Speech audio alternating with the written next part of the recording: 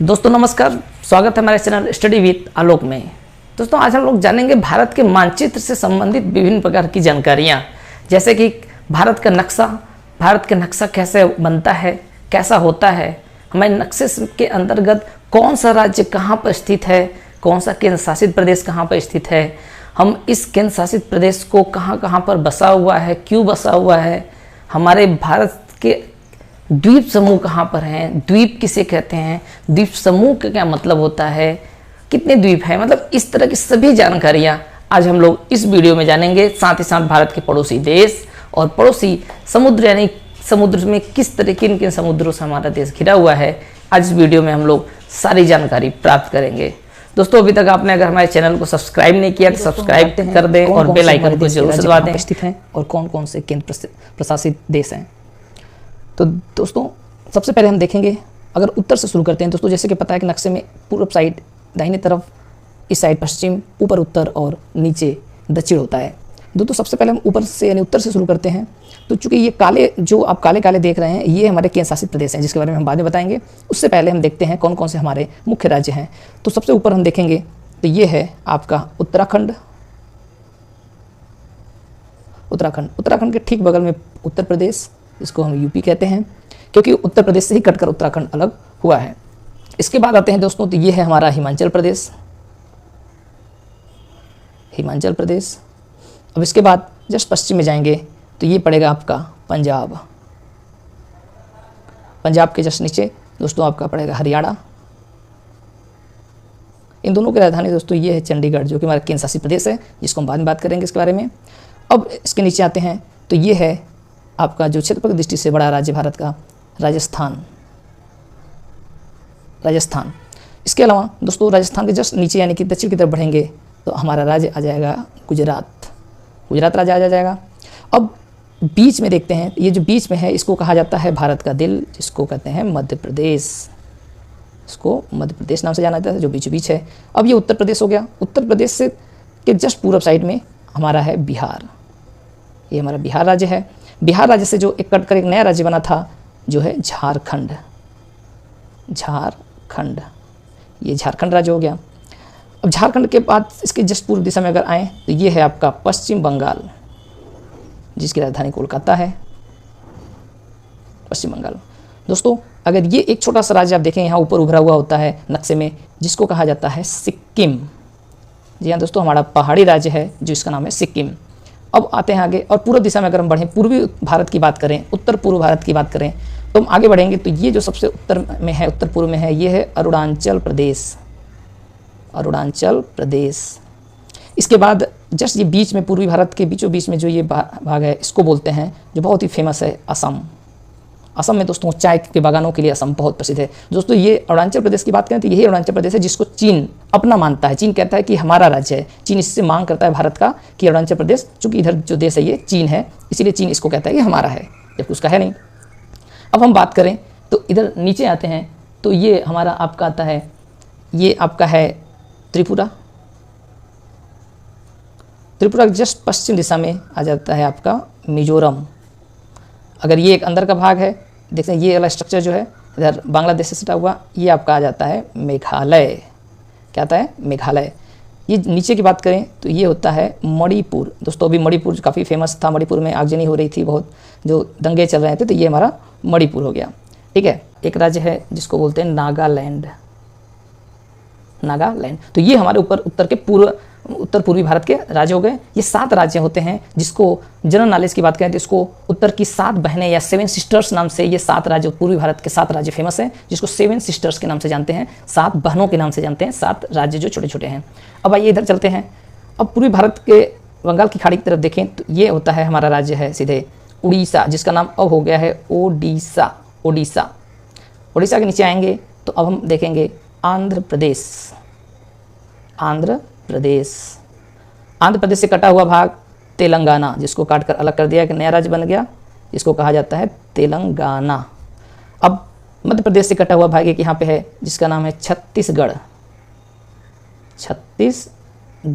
ये भाग है जो मध्य प्रदेश से कटकर अलग हुआ है। अब और दक्षिण में यानी नीचे की तरफ चलते हैं तो यहाँ पे आएगा एक राज्य तमिलनाडु। दक्षिणी भाग में तमिलनाडु, ये तमिलनाडु राज्य हो गया। तमिलनाडु राज्य के जस्ट पीछे साइड में अगर हम देखें तो ये हो गया हमारा केरल, दक्षिण भारत का एक राज्य, प्रमुख राज्य। यहाँ साक्षरता दर भी सबसे ज़्यादा होती है, ज़्यादातर लोग यहाँ शिक्षित होते हैं। केरला नाम आप भी जानते होंगे। अब इसको ऊपर चलें तो ये आ जाएगा हमारा कर्नाटक,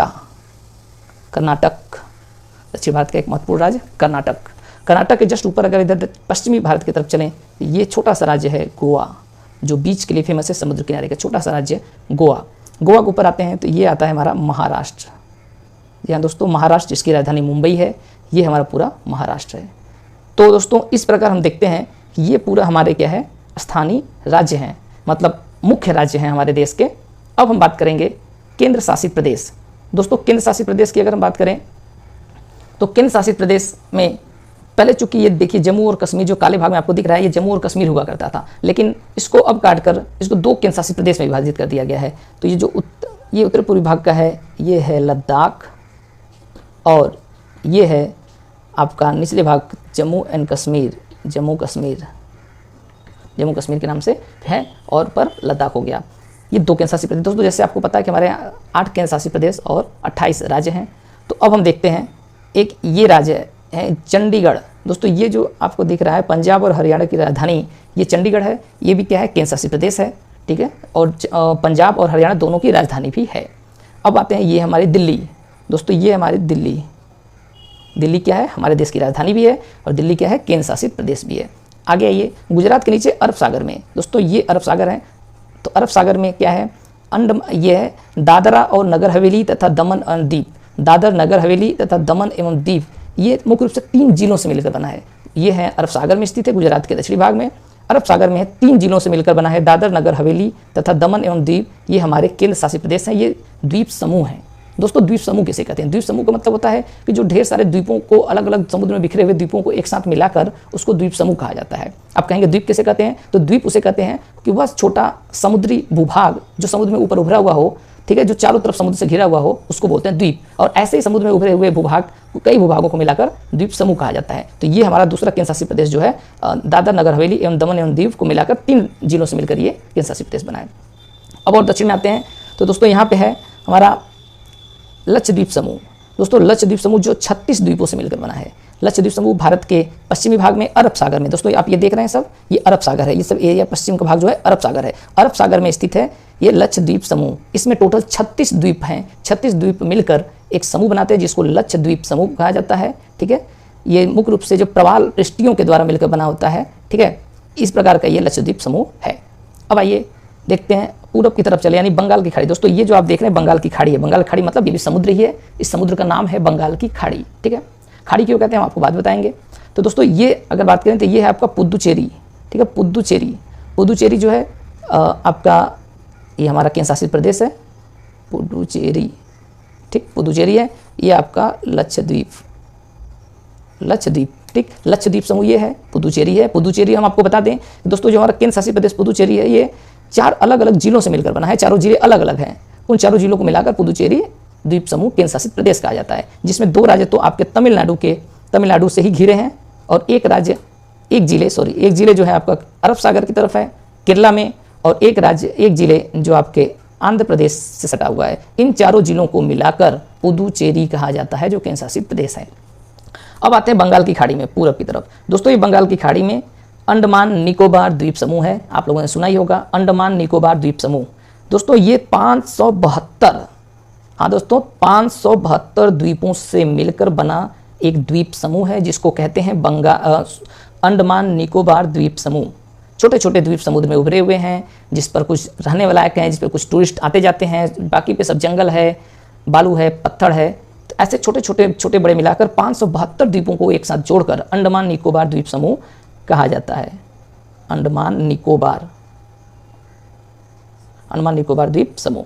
अगर दोस्तों ये हमारे टोटल केंद्र शासित प्रदेश। अगर हम बात करें कि टोटल भारत के कुल कितने द्वीप समूह हैं, तो भारत में टोटल कुल 1208, ठीक है। कुल अगर द्वीप समूहों की बात करते हैं भारत में छोटे बड़े जितने हैं, तो 1208 द्वीप समूह हमारे भारत के क्षेत्र में आते हैं।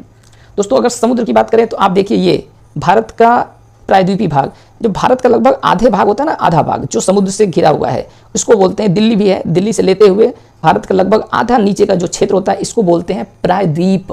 ध्यान रखिएगा दोस्तों, प्रायद्वीप, ये प्रायद्वीपी भारत है। इस प्रायद्वीप को जो 3 तरफ से समुद्र से घिरा हुआ है, इस वजह से इसको प्रायद्वीप कहा जाता है। तो पश्चिम दिशा में अरब सागर है और पूर्व दिशा में बंगाल की खाड़ी, बंगाल की खाड़ी। दोस्तों यहाँ पश्चिम बंगाल राज्य है, बंगाल की वजह से इसको उसकी बंगाल की खाड़ी नाम से इस समुद्र का नामकरण किया गया है।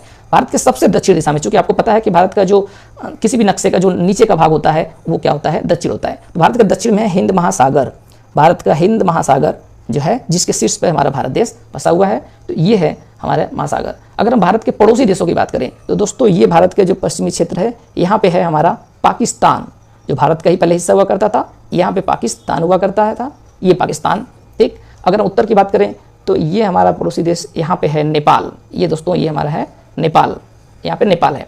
अगर इसके बाद चीन की बात करें तो चीन काफ़ी बड़ा एरिया में फैला हुआ है लगभग। तो ये इस तरह से भारत के उत्तरी दिशा में चीन देश है। तो ये हमारे उत्तर दिशा में चीन है, ये पूरा लगभग चीन है।